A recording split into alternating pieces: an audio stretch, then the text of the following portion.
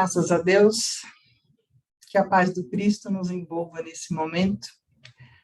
E o tema da noite de hoje se chama Exortados a Batalhar.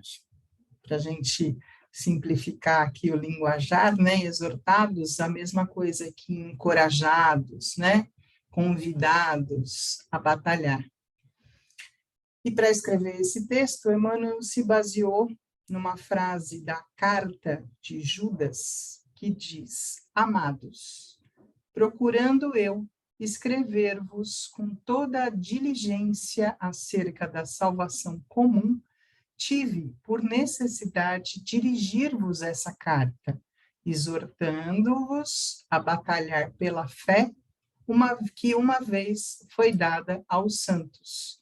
Então, na carta de Judas, no capítulo 1, versículo 3, a gente encontra essa frase.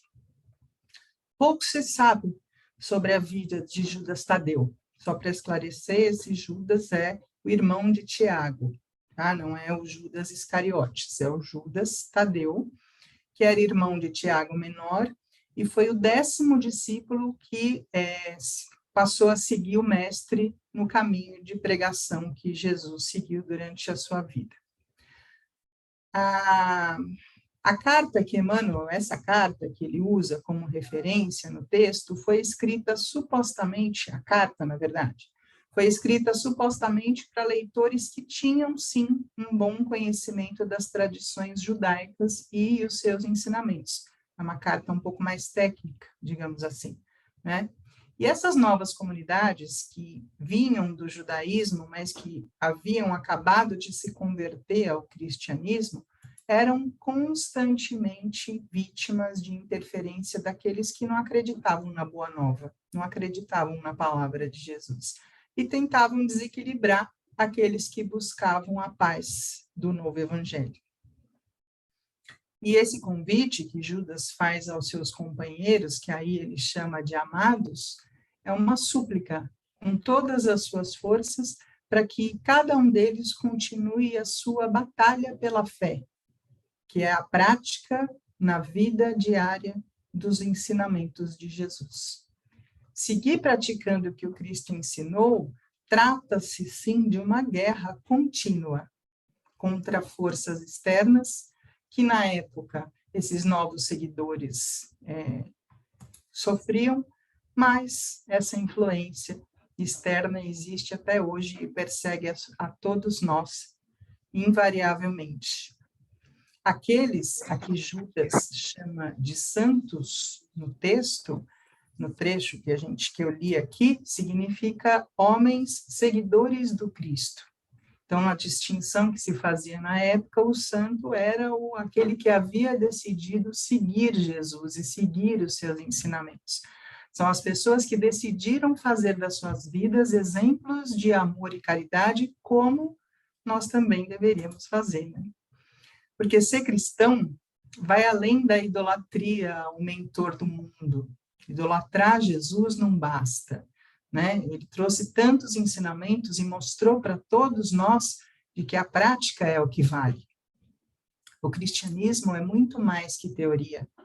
Seguir o mestre é colocar em prática na nossa vida tudo o que nós pudermos em todas as situações. Nós temos um vasto campo onde nós podemos cultivar a nossa melhora como espíritos. E com Cristo, nós somos chamados constantemente para essa lavoura, para esse plantio, para essa renovação, para essa evolução que é necessária para todos nós. E lá no Evangelho de Jesus, nós vamos encontrar tudo o que nós precisamos. Como diz Emmanuel, um dos trechos que eu gosto de trazer, às vezes, algum trecho, ler o que Emmanuel escreveu, porque não há palavras que traduzam o que ele diz, né?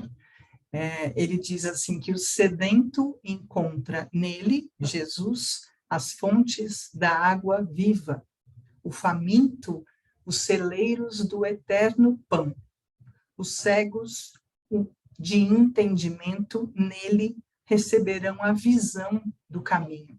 Então, repare que não é uma simples água, é a água viva, é a água que mata a sede, é a água que satisfaz.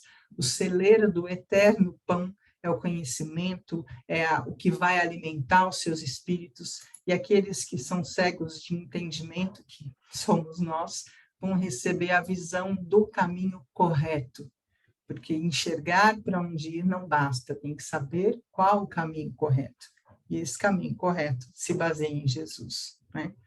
Porque sempre vai haver algo em cada um de nós que cada um de nós precisa para encontrar uma felicidade plena. Aliás, não só uma coisa, né? Muitas.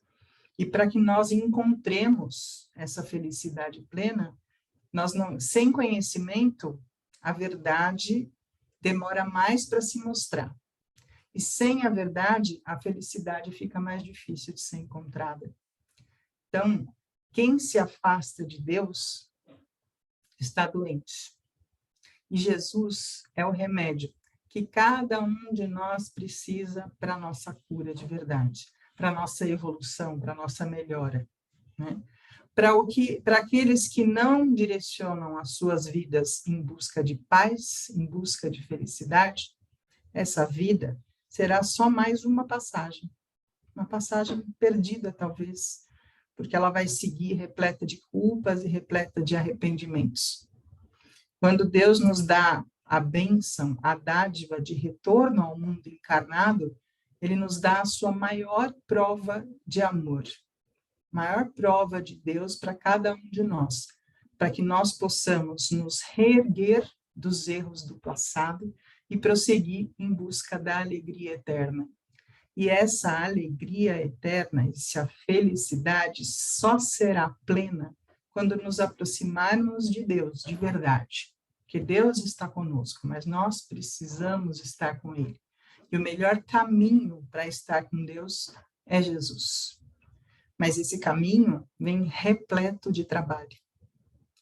Para aqueles que decidem se aproximar do Pai, de Deus, e usufruir de um amor maravilhoso que Ele pode fornecer, nós precisamos estar preparados.